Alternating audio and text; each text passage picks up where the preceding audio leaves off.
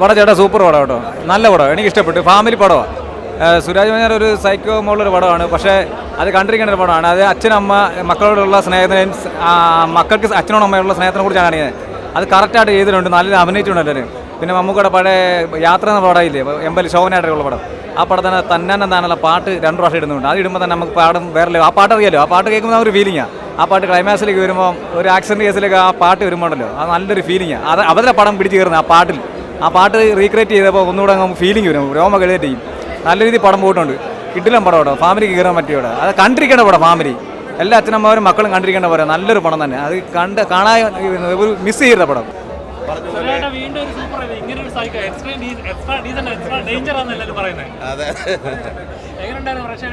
അയ്യോ, ഭയങ്കര എക്സ്പീരിയൻസ് ആയിരുന്നു. നല്ല കയ്യടിയും ചിരിയും.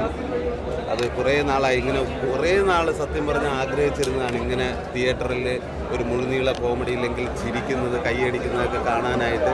അത് ദൈവത്തിൻ്റെ കാരുണ്യം കൊണ്ട് അത് സംഭവിച്ചു. ഒരുപാട് സന്തോഷം. Thank you. കാണാത്തവർ ED തിയേറ്ററിൽ പോയി കാണുക. താങ്ക് യു എല്ലാവർക്കും. Happy Christmas, happy new year. എടുത്തോ? Okay, thank you. കാണണം, എല്ലാ പടവും കാണും.